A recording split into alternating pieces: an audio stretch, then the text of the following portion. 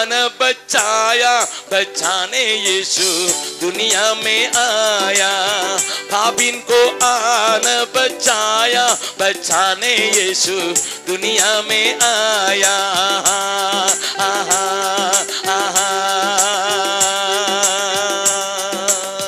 हम जब गुनाहों में पड़े हुए थे, जब हम गुनाहों में पड़े हुए थे, ये दादा தாதி என் வேதம் சொல்லுகிறது, நாம் எல்லாரும் பாவம் செய்து தேவ மகிமை இழந்தோமாம்। जब हम गुनाहों में पड़े हुए थे, अद्भुत प्रेम दिखाया, दिखाने यीशु दुनिया में आया। अद्भुत प्रेम दिखाया, दिखाने यीशु दुनिया में आया। सुन लो मेरे भाइयों, मसीहा मेरा दुनिया में आया।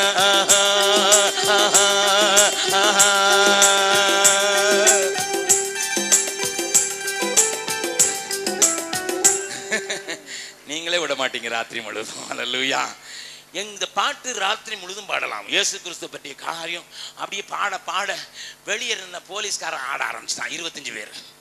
அவங்க தாளம் அடிக்க இவங்க பாட்ட பயங்கர உல்லாசம்। காலையில் 4 மணி வரைக்கும் அமக்களமா, இங்க அமக்களமா பெரிய 25 போலீஸ்காரன் ஒரே டான்ஸ், இவங்க உள்ள அமக்களமான பாட்டு।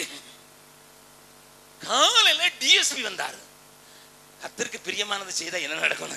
காலையில் டிஎஸ்பி வந்தார், டிஎஸ்பி வந்து பாத்தி, என்னன்னா போலீஸ் ஸ்டேஷன்ல டான்ஸ் ஆடிக்கிட்டீங்க? அவன் சொன்னான், மகாத்மாக்கள் வந்திருக்கிறார்கள்। யார் வந்திருக்கா? நீங்கெல்லாம் ஆத்மாக்கள், நாங்க மகாத்மாக்கள்। கள்ளு சாராயம் அடிச்சவன், பொண்ணை கடத்தி வச்சவன் அப்படி ஆயிட்டான், மகாத்மாக்கள் ஆயிட்டான்। உடனே அவர் சொன்னார், டேய் மகாத்மாக்கள் 4 மணிக்கு எந்திரிச்சு குளிப்பாங்கடா, குளிச்சு சாப்பிடுவாங்க, என்ன செஞ்சீங்கடா? அவர் இவங்களை பார்க்கவே இல்லை, இவர் ஆபீஸில் கேட்ட சத்தம்। உடனே போலீஸ்காரன் இவங்களை கூட்டி போய் தண்ணி அடிக்க, ஒருத்தன் முதுகு தொடச்சி விட, ஒருத்தன் பாசு போப்பு போட்டு கழுத, அதுக்கு வேற காலையில் நல்ல சாப்பாடு கொண்டு வந்து வைக்க, இவங்க சாப்பிட்டுட்டு அவர் டிஎஸ்பி பார்த்தாரு, மகாத்மாங்களே எங்க ஆளுங்க தப்பு பண்ணிட்டாங்க, ராத்திரி முழுவதும் சாப்பாடே கொடுக்கலையா அவங்களுக்கு, மன்னிச்சுக்கிங்க, நீங்க போங்க। இவன் காலையில 7 மணிக்கு போய் அதே இடத்துல நின்று மறுபடி 400 பேர் மறுபடி கூட்டிட்டாங்க। எஸ்பி கால மீட்டிங் வராரு, யாருன்னு பார்த்தா இந்த ஆளுங்க। இவன் சொன்னான், இயேசு வெளியே கொண்டு வருவாருன்னுட்டு, இயேசு வெளியே கொண்டு வந்துதான் அவர் கரங்களை தட்டி ஆண்டவரை மகிமைப்படுத்தலாமா?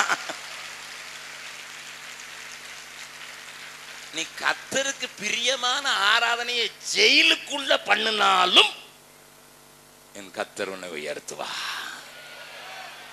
நம்ம ஆலயத்துல பண்ணினாலும் உனக்கு பிரியமானதை செய்தா அவர் ஒன்னும் செய்ய மாட்டார், அடி கொடுத்து திரும்ப மாட்டாயா? நல்லா கவனிங்கம்மா, பக்கத்துல கையை பிடிச்சு சொல்லுங்க, இனிமே ஆண்டவருக்கு எது பிரியமோ அந்த ஆராதனை தான் நான் செய்வேன், எனக்கு பிடிச்ச பாட்டுன்னு பாட மாட்டேன்। ஆண்டவர் திரும்ப பார்க்கிறார், திருப்ப பார்க்கிறார், ஜனங்களை திருப்ப பார்க்கிறார்। மறுபடியும் வாசிக்கலாமா? ஆமோஸ் 4வது அதிகாரத்தில் மறுபடியும் வாசிக்கலாம் பாருங்க, 7வது வசனம்। இதுவும் அல்லாமல் அறுப்பு காலம் வர இன்னும் 3 மாதம் இருக்கும் போதே மழையை நான் தடுத்தேன், ஒரு பட்டணத்தின் மேல் மழை பெய்யவும் ஒரு பட்டணத்தின் மேல் மழை பெய்யாமல் இருக்கவும் பண்ணினேன்। பாம்பேக்கு எதுக்கையா மழை? என்ன விதைக்கிறானா ரோட்ல? மெட்ராஸ்ல என்ன ரோட்லயா பயிர் செய்யறான்? அங்க மழை கொட்டுன்னு கொட்டி அவன் போட்ல போயிட்டு இருக்கான்। ஒரு பட்டணத்துல தேவையில்லாத பட்டணத்துல மழை, தேவை இருக்கிற பட்டணத்துல எங்க பீகார்ல அவ்வளவு விளைச்சல் நிலம்தான், அவ்வளவு அங்க மழை கிடையாது। கயாவுல போய் பாத்தீங்கன்னா பூமி எல்லாம் வெடிச்சு கிடக்குது, ஐயோ மழை இல்லையே, கோதுமைக்கு மழை இல்லையே, நெல்லுக்கு மழை இல்லையே, எங்க ஆளுங்க அவ்வளவு அங்க பீகார்ல வேற அக்ரிகல்ச்சரை தவிர வேற ஒண்ணும் கிடையாது. அங்க மழை இல்லை. ஆனா பாம்பேலயும் மெட்ராஸ்லயும் பெங்களூர்லயும் மழை கொட்டுன்னு கொட்டுது. பெங்களூர்ல ஐடி இன்ஜினியர்லாம் காருக்குள்ள தண்ணி போச்சுன்னு செத்த போயிட்டான் தெரியுமா? கார்ல இருந்தார், ஏசி போட்டுக்கிட்டு இருந்தாரு. காருக்குள்ள தண்ணி போய் ஏசி லீக் ஆகி ஏசியே செத்தே போயிட்டான். அங்க மழை வேணுமா? வேண்டாம். ஆண்டவர் என்ன செய்தாராம்? ஒரு வயலின் மேல் மழை பெய்தது, ஒரு வயலின் மேல் மழை பெய்து, மழை பெய்யாத மற்ற வயல் காய்ந்து போயிற்று. 2-3 பட்டணங்களின் மனிதர் தண்ணீர் குடிக்க ஒரே பட்டணத்துக்கு போய் அலைந்தும் தாகம் தீர்த்து கொள்ளவில்லை. நான் இருக்கிற பாட்னாவில் ஒரு தடவை வெள்ளம் வந்துச்சு. வெள்ளம் வந்துட்டுனா பூன்ங்கிற ஒரு நதியில பயங்கர வெள்ளம். பாட்னாவில் 2 அடுக்கு வரைக்கும் வந்துட்டு 3வது அடுக்கு. ஒரு ஆள் வெள்ளம்லாம் வடிஞ்ச பிறகு வந்தான். வாயெல்லாம் வெந்து இருக்குது, வீங்கி இருக்குது. என்னப்பா வெள்ளம் வந்தது, உன் வாயெல்லாம் வீங்கி விரிஞ்சி போயிருக்குதுன்னு கேட்டா என்ன செய்யறதுங்க? ராத்திரி 1 மணிக்கு தண்ணி வந்துச்சு, எதையும் தூக்க முடியல. ஊருகா பாட்டில தூக்கிட்டு வயர போனேன். என்ன தூக்கிட்டு வயர போனேன்? 3வது மாடி மொட்டை மாடியில போய் உட்கார்ந்து இருந்தேன்.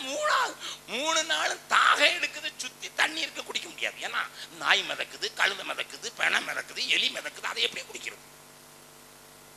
என் பசிக்கும் தாகத்துக்கும் நான் 3 நாள் தின்னது என்னதுதான்? சுத்தி தண்ணி இருந்தாலும் குடிக்க முடியாம போச்சையா. அதைத்தான் எழுதியிருக்கிறாரு. ஆனா எதுக்கு இதை அனுப்பினாரா? ஆகிலும் துன்பங்கள், நீங்கள் என்னிடத்தில் துயரங்கள், பாடுகள், வேதனைகள், உபத்திரவங்கள், பஞ்சம், பட்டினி இல்லாம எதுக்கு அனுப்பினார்? அவரிடத்தில் நம்ம என்ன சொன்னோம் தெரியுமா? இவருக்கு கண்ணே இல்லையா? இவர் என்ன பார்க்கவே மாட்டேங்கிறாரு, இவர் என்ன கேட்கவே மாட்டேங்கிறாரு, காது இல்லையா? சங்கீதக்காரன் தான் சரியா சொன்னா, நான் உபத்திரவப்பட்டது நல்லது. அதனால உடைய பிரமாணங்களை கற்றுக்கொண்டேன். பக்கத்துல இருக்கும் கையை பிடிச்சு சொல்லுங்க, நான் உபத்திரவப்பட்டது நல்லது. அதனால கர்த்தருடைய பிரமாணங்களை நான் கற்றுக்கொண்டேன். நான் பீகாருக்கு போகும்போது ஆண்டவர் எனக்கு கொடுத்த வாக்குத்தத்தம், உன் மேல ஒருத்தனும் கைப்பட மாட்டான். நான் இதே விட அதிக வேகமா பேசுற ஆளு ஹிந்தியில, இதே மாதிரி வைராக்கியமா பேசுற ஆளு, வசனத்தை வசனமா பேசுற ஆளு, விக்கிரக ஆராதனைக்கு விரோதமா பேசுற ஆளு, தைரியமா பேசுற ஆளு. துப்பாக்கி கொண்டு வந்திருக்கிறான் என் கூட்டத்துல, ஆனா ஒருத்தனும் தொடல. 33 வருடம் ஒருத்தனும் தொடல. ஆனா நான் முதல்ல சொன்னேன், போன வருஷம் செப்டம்பர் மாசம் இனி அடிச்சுட்டாங்க. அதான் முதல் தடவை.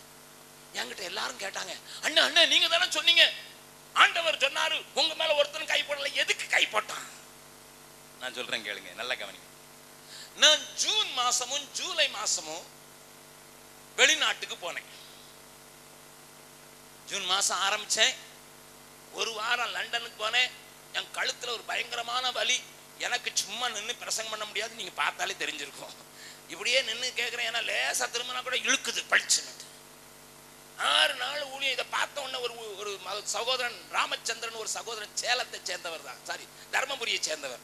அவர் சொன்னார், அண்ணன் நீங்க கஷ்டப்படுறத பார்த்தா பயமா இருக்கு, எங்க வீட்டுக்கு வாங்க, நான் வச்சிருக்கேன் மருந்துன்னாரு. வீட்டுக்கு கொண்டு போய் என்னமோ ஒரு படுக்கையில போட்டு எலக்ட்ரிக் கனெக்ஷன் கொடுத்தாரு. படுக்க சொல்லிச்சு. கூட கொஞ்சம் தான் வேதனையாச்சு. அடுத்த நாள் மலேசியால இருந்து ஒரு பிசியோதெரபிஸ்ட கொண்டு வந்திருக்கானே அப்படின்னு சொன்னார். அவர் வந்தார். மலேசியாவில இருந்து பிசியோதெரபிஸ்டா, சரி மசாஜ் பண்ணி விடுங்க ஐயான்னு சொன்னா, அவர் அந்நிய பாஷையில நிரம்பிதான் பண்ணாரு, ஆனால் அதிகமாச்சு. அதை முடிச்சுட்டு நான் ஜெர்மனிக்கு போனேன். ஜெர்மனில அந்த பாஸ்டருக்கு யாரோ போன் பண்ணி சொல்லிட்டாங்க, அண்ணன் ரொம்ப வேதனையா வந்திருக்கிறாருன்னுட்டு. அவரு போகிற வழியிலேயே என்னைய ஏர்போர்ட்ல இருந்து வீட்டுக்கு கூட்டிட்டு போற வழியிலேயே போன் பண்ணாரு தன்னுடைய ஃபேமிலி டாக்டருக்கு. அங்க அண்ணன் ரொம்ப வேதனையோட வந்திருக்கிறாரு. அவர் ஒரு 10 மாத்திரை எழுதி கொடுத்தாரு. ஒரு சோப்பு லைட் வாங்கிட்டு போங்கன்னு சொன்னாரு. இவர் போய் என்னை வலுக்கட்டாயமா பிரேக்ஃபாஸ்ட்லாம் கிடையாது, மாத்திரை தின்னுன்னு வச்சு அங்க பெரிய லைட் எல்லாம் வச்சு பார்த்தாரு, ஒன்றும் சரி வரல. அங்க ஊழியத்தை முடிச்சுட்டு ஹாலண்டுக்கு போனேன். ஹாலண்ட்ல சூரியன் ஒரு பாஸ்டர் இருக்காரு. அண்ணே என்ன கழுத்து வலியாம? உங்களை பார்த்தாலே தெரியுது. அண்ணே இதெல்லாம் சின்னதுன்னு ஆம்ஸ்டர்டாம் ஏர்போர்ட்லயே பிளாஸ்டர் வாங்கி ஓட்டினாரு, ஹார்ட் பிளாஸ்டர் வாங்கி ஓட்டினா என்னமோ ஜீய வச்ச மாதிரி இருந்தது. அவர் கொஞ்ச நேரம் சொன்ன இப்படித்தான் இருக்கும், சரியா போயிருந்தாரு. ஆனா கூட கொஞ்சம் தான் வலிச்சுது. சரி, அங்க முடிச்சுட்டு பாரிஸ்க்கு போனேன். பாரிஸ் போன அங்க ஒரு கிறிஸ்டின் ஒரு பாஸ்டர் சொன்னாரு, அண்ணன் இதுக்கெல்லாம் ஹார்ட் பிளாஸ்டர் போட, கோல்டு பிளாஸ்டர் போடணும். அவர் ஒரு பிளாஸ்டர் ஓட்டினார், அது ஐஸ் கட்டி வச்ச மாதிரி இருந்தது. இது என்னடா வம்பு, சரி வரல. சரின்னுட்டு என் மனைவி என்னோடு கூட ஜெர்மன்ல வந்து சேர்ந்தா. நான் அவளை பார்க்குறேன், எப்படி வந்தம்மா அப்படின்னு கேட்க, என்ன இப்படி வாரீங்க? அவ சொன்னா, அவளும் நானும் சேர்ந்து கனடாவுக்கு போகும்போதே அங்க உள்ளவங்களுக்கு இங்க உள்ள பாஸ்டருங்க ஃபோன் பண்ணிட்டாங்க. அங்க ஏர்போர்ட்ல இருந்து நேரா என்னை ஒரு டாக்டர்கிட்ட கொண்டு போனாங்க, கைரோப்ராக்டர்.